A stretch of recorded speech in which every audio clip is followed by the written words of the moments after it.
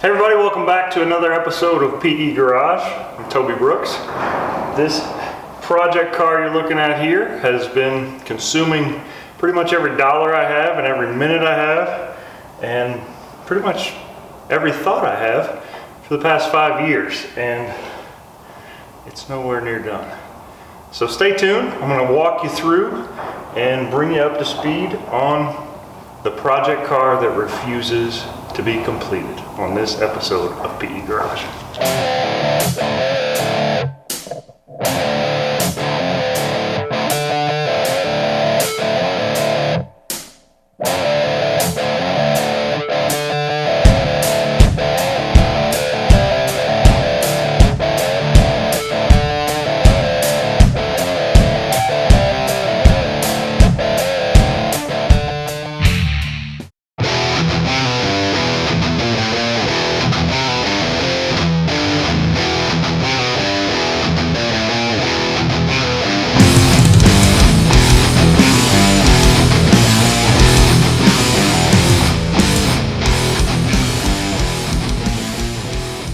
So here it is, sometimes referred to as Project Apocalypse Horse, but you know, I don't like naming cars, so that was just kind of a marketing thing.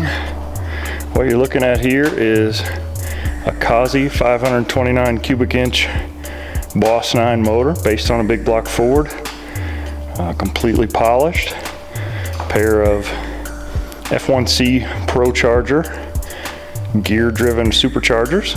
It's a supercharger store gear drive. It's got a full March Performance serpentine belt drive on it.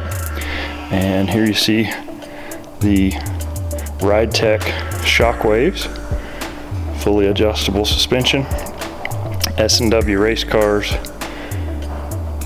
Mustang 2 control arms, and a full tube chassis. Out back, S&W race cars, fabricated 9-inch rear end, again with RideTech Shockwaves, Bear brakes, 4-caliper system, and Mickey Thompson Sportsman tires. It's got a 12-gallon Aeromotive fuel cell. It'll have a single battery over here, and then a water meth injection system, and part of the air ride over on this side. It's got a glass roof, so you can actually see down through the cage. You can't see it with the protective cover on it. Door handles are kind of cool. They're off of a Fiat Barchetta, which was never available in the US. They're actually backwards compared to how they were supposed to look on the Fiat, but I thought they looked cooler. They look more like a classic Mustang handle.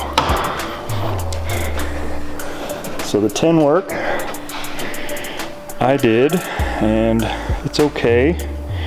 I may redo it though. I've gotten a little better at it over time, and I'm not real happy with it, to be honest with you. Dual funny car cages, just because. Part of the thinking behind this build was a nod to all of the classic Pro Street builders, and one of the guys that built stuff that I liked was a guy by the name of Al Hines out of Canada, and his cars always had the his and hers. I don't know if you can see up through the glass. Pretty cool. Shoot handle. So lots to do. So I just got back from Scott Sullivan's, where he started the stretch on it. This clip is removable, so you can see it's got 4 pins in the back and then 2 more in the front, so that the whole thing comes off. It's a 2006 Mustang, but if you're familiar with Mustangs, you know that this nose is off of a 1314. So there's actually a 1314 fender here that's grafted in, and then it's got a 5-inch stretch.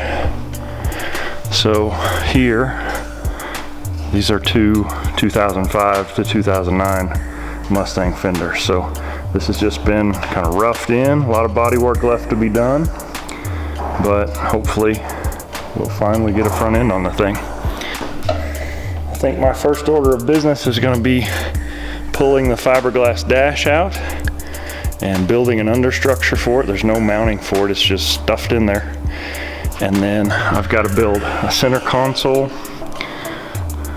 that will house the in-dash dual DIN DVD nav system, and then the gauge cluster. So I'm going to work on that and the tin work next.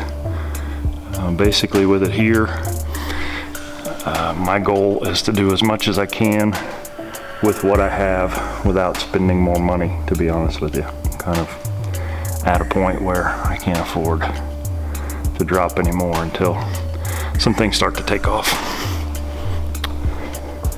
So there you have it. It is a spared no expense build that kind of got out of control, as they often do, but who knows, got a long way to go. So if you've got comments or questions, leave them below. Happy to answer them.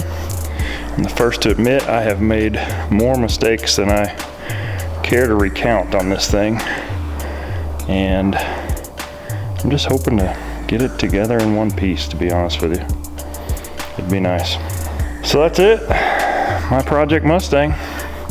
Stay tuned, there'll be lots more to come.